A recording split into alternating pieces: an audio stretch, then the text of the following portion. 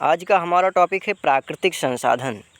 तो सबसे पहले हम इसमें यही जानेंगे कि प्राकृतिक संसाधन कहते किसे हैं या प्राकृतिक संसाधन है क्या। तो धरातल पर हमारे चारों ओर जो कुछ भी फैला है, धरातल पर हमारे चारों ओर जो कुछ भी फैला है उसे भू संसाधन या प्राकृतिक संसाधन कहते हैं।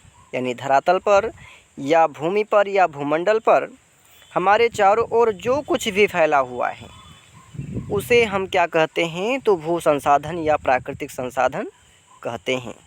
और अब आगे देखेंगे प्राकृतिक संसाधन का अर्थ क्या है एवं परिभाषाएं क्या हैं। तो प्राकृतिक संसाधन का शाब्दिक अर्थ है कि वह स्रोत जिनका बार बार प्रयोग किया जा सकता है और जो मानव के उपयोग के लिए लंबे समय तक उपलब्ध रहते हैं उसे प्राकृतिक संसाधन या भू संसाधन कहते हैं।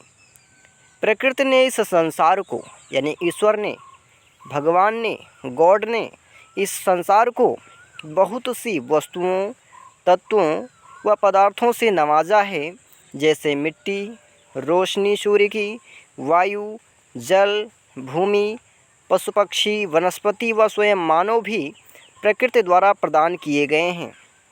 इन संसाधनों को मनुष्य रूपांतरित करके, इन संसाधनों को, इन वस्तुओं को मनुष्य जो है यानी मानव आदमी रूपांतरित करके उपयोगी बनाता है, यानी अपने काम के योग्य बनाता है और उनसे अपने आवश्यकताओं की पूर्ति करता है। जैसे मनुष्य कपास से क्या बनाता है, तो सूत बनाता है, धागा बनाता है, डोरा बनाता है और सूत से कपड़ा बनाता है। उसी प्रकार से गेहूँ से आटा, आटे से ब्रेड, इस प्रकार से वह प्रकृति द्वारा दिए गए उपहारों को उपयोगी बनाकर उनके मूल्यों को बढ़ा देता है और उन्हें संसाधन का रूप दे देता है। इसे ही क्या कहते हैं, तो प्राकृतिक संसाधन कहते हैं। और अब इसके आगे देखेंगे प्राकृतिक संसाधन की परिभाषा क्या है।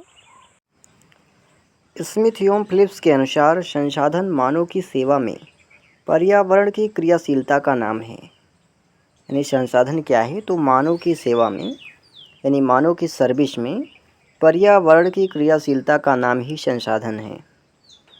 अगली परिभाषा है मैकनाल के अनुसार प्रकृति संसाधन प्रकृति प्रदत्त वे संसाधन हैं, यानी प्रकृति द्वारा प्रदान की गई वे संसाधन हैं या वे साधन हैं जो मनुष्य के लिए उपयोगी होते हैं। उपयुक्त परिभाषा के आधार पर यह स्पष्ट होता है कि वे सभी साधन व वस्तुएं जिनसे किन्हीं उद्देश्यों, इच्छाओं या आवश्यकताओं की पूर्ति होती है उन्हें संसाधन कहते हैं। यानी वे सभी साधन या वस्तुएं जिनसे किन्हीं उद्देश्यों, इच्छाओं या आवश्यकताओं की पूर्ति होती है उन्हें ही क्या कहते हैं हम, तो उन्हें ही हम संसाधन कहते हैं। और अब आगे देखेंगे भू संसाधन के बारे में कि भू संसाधन क्या है। तो भू संसाधन का ही दूसरा नाम मिट्टी है। भू संसाधन का ही दूसरा नाम मिट्टी है। मिट्टी में सभी कुछ उपजता है, यानी मिट्टी में ही सभी कुछ पैदा होता है, बनता है। शिशु मिट्टी में खेलकर बड़ा होता है। मिट्टी में उपजे आहार खाकर युवा और वृद्धा होता है, यानी मिट्टी में उपजे यानी पैदा हुए अनाज को खाता है, बड़ा होता है, बूढ़ा होता है और अंत में उसका शरीर उसी मिट्टी में मिल जाता है। धरातल की सबसे ऊपरी सतह पर पेड़ पौधों के लिए, जीवन के लिए आवश्यक खनिज, रासायनिक तथा पौष्टिक पदार्थ रहते हैं। इसी कारण मिट्टी को आधारभूत संसाधन भी कहते हैं। मिट्टी को आधारभूत संसाधन भी कहते हैं। खनिजों के दो प्रकार होते हैं। देखिए खनिज कितने प्रकार के होते हैं, तो खनिज दो प्रकार के होते हैं। पहला है खनन, जो ज़मीन के नीचे से खुदाई करके गहराई से निकाला जाता है, उसको खनन कहते हैं। जैसे लोहा, कोयला, तेल, ऑक्साइड इत्यादि जो गहराई से निकाले जाते हैं इनको खनन कहते हैं। दूसरा होता है उत्खनन। एक होता है खनन, दूसरा होता है उत्खनन। उत्खनन क्या है, जो पृथ्वी के ऊपरी सतह से निकाला जाता है उसे उत्खनन कहते हैं। जैसे बालू, गिट्टी, मोरंग, ईंट इत्यादि ये उत्खनन होते हैं। तो यहाँ तक हमने जाना कि भू संसाधन क्या है। तो भू संसाधन के अंतर्गत कुछ कीवर्ड हैं जिनको आप यूज कर सकते हैं। जैसे इसमें आप इसको भी लिख सकते हैं कि भारत में विश्व का कितने प्रतिशत धरातलीय क्षेत्रफल है। भारत के पास विश्व का कितना प्रतिशत धरातलीय क्षेत्रफल है। तो इसकी यदि बात की जाए तो भारत में विश्व के धरातलीय क्षेत्रफल का लगभग 2.45% भाग ही केवल है, जबकि जनसंख्या की यदि बात की जाए कि विश्व की कितनी % जनसंख्या भारत के पास है।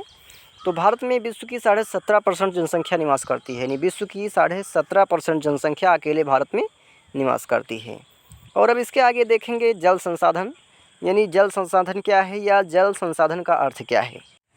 जल संसाधन प्रकृति का अनूठा उपहार है। जल संसाधन क्या है, तो जल संसाधन ईश्वर द्वारा प्रदान किया गया है, यानी ईश्वर द्वारा प्रदत्त अनूठा उपहार है जो इस जैविक संसार में जीव जंतु तथा वनस्पति की प्रथम आवश्यकता है। जो इस संसार में सभी जीवधारियों की और सभी हरे भरे पेड़ पौधों की प्रथम आवश्यकता है। इसके अभाव में जीवन की कल्पना निरर्थक है। बिना जल के यानी बिना पानी के जीवन की कल्पना नहीं की जा सकती। कोई जीवित रह सकता है, इसकी कल्पना नहीं की जा सकती।